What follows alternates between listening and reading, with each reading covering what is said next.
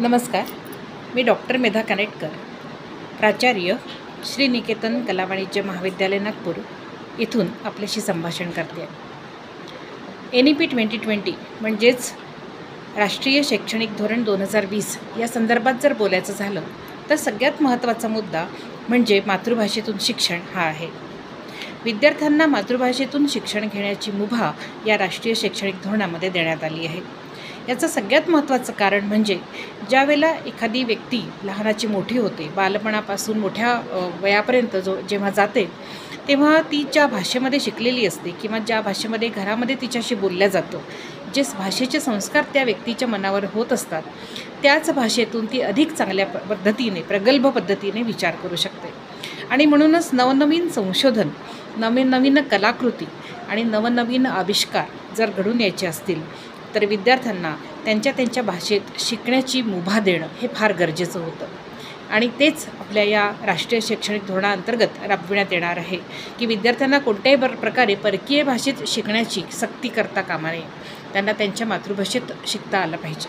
हा अत्यंत चांगला आणि एक अनुकूल असा बदल भारताच्या दृष्टीने जर विचार केला तर आहे असं मला वाटतं. दुसरं असं की 120 क्रेडिट प्रत्येक विद्यार्थ्याला या अभ्यासाअंतर्गत, या NEPच्या अंतर्गत घ्यायचे आहेत.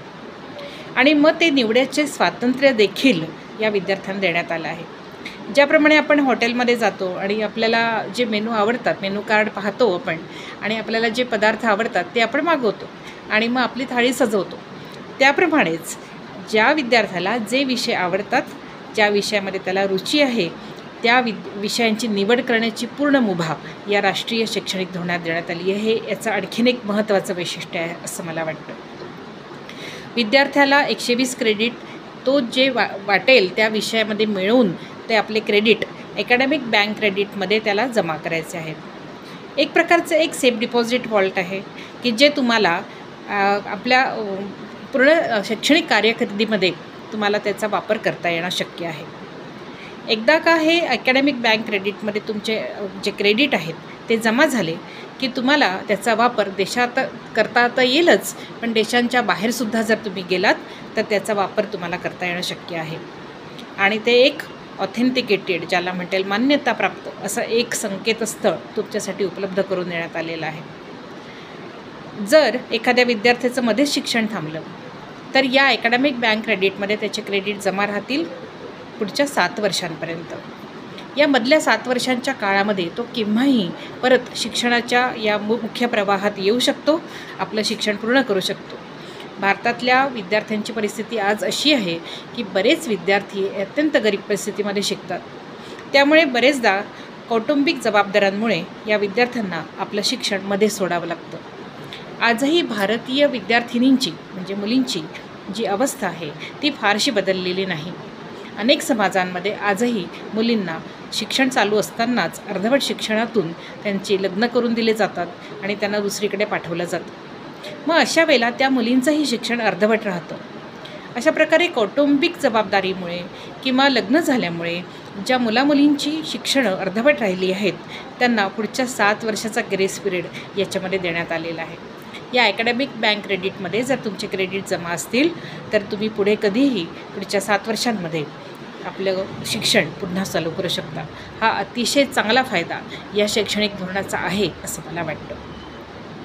म्हणजेच काय की कोणत्याही विद्यार्थ्याचं शिक्षण हे अर्धवट राहू नये आणि त्यांनी आपलं शिक्षण अर्धवट राहिलं आहे म्हणून कोणत्याही प्रकारच्या रोजगाराच्या उत्तम संधींना मुकावं लागू नये त्याला, हीच याच्यामध्ये मोठ्या प्रमाणात प्रोव्हिजन करून ठेवण्यात आली आहे. अनेक विद्यार्थी आताच्या काळामध्ये जर आपण पाहिलं म्हणजे सध्या जे शैक्षणिक धोरण चालू होतं त्याच्यात जर मध्ये पाहिलं तर बरेचदा फर्स्ट इयर करतात, सेकंड इयर करतात, फायनल इयरला राहून जातं आणि मग त्यांचं जे मूळ शिक्षण आहे ते 12वी आहे असंच समजलं जातं. आणि त्याच्यामुळे त्यांना पुढच्या ज्या त्यांच्या रोजगाराच्या किंवा पुढच्या पदाच्या ज्या संधी आहेत त्या मिळत नाही. आणि तेही टाळण्यासाठी या राष्ट्रीय शैक्षणिक धोरणात याचाही सांगोपांग विचार करण्यात आलेला आहे आणि विद्यार्थ्यांना त्याच्याबद्दल पूर्ण मुभा देण्यात आलेली आहे. अनेक मेजर मायनर सब्जेक्ट्स असे आहेत, मायनर सब्जेक्ट असे आहेत, ओपन इलेक्टिव्ह आहेत, व्होकेशनल म्हणजे व्यावसायिक कोर्सेस आहेत स्किल डेव्हलपमेंटचे कोर्सेस आहे. इंडियन नॉलेज सिस्टीम आपल्या भारतीय ज्ञानामध्ये सुद्धा फार असे अनेक संशोधनाची केंद्र आहेत किंवा संशोधनाचे विषय आहेत की ज्यावर जर आपण संशोधन केलं तर भारतात आजही आपण मोठ्या प्रमाणावरती विकसित देश म्हणून मानला जाऊ शकतो. आणि म्हणून आपल्या देशाच्या संशोधनाला चालना देण्यासाठीही या इंडियन नॉलेज सिस्टीमचा वापर करण्यात येणार आहे.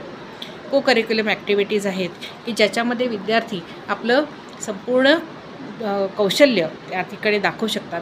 खेळ असेल, कलाक्षेत्र असेल, यामध्ये आपले कौशल्य दाखवून विद्यार्थी मोठ्या प्रमाणावरती क्रेडिट मार्क घेऊ शकतात. आता क्रेडिट हा सुद्धा खूप महत्त्वाचा भाग या ठिकाणी मानला गेलेला आहे. आतापर्यंत आपण गुणांच्या आधारावरती एखाद्या व्यक्तीच्या शैक्षणिक योग्यतेचं मूल्यांकन करत होतो. आता तसं नाही राहणार. आता काय होईल आहे तर क्रेडिटच्या भरोश्यावरती तो विद्यार्थी किती क्रेडिट मिळवला आहे याच्या भरोश्यावरच त्याला समोरचं जे काही प्रमोशन दिलं जाणार आहे ते आहे. आणि म्हणूनच गुणांमुळे किंवा गुणांच्या या स्पर्धेमुळे विद्यार्थ्यांमध्ये असणारी जी एक अनामिक भीती होती, जी अशांती होती, ती त्या ठिकाणी निघून जाणार आहे आणि त्याला फक्त क्रेडिट घ्यायचं आहे.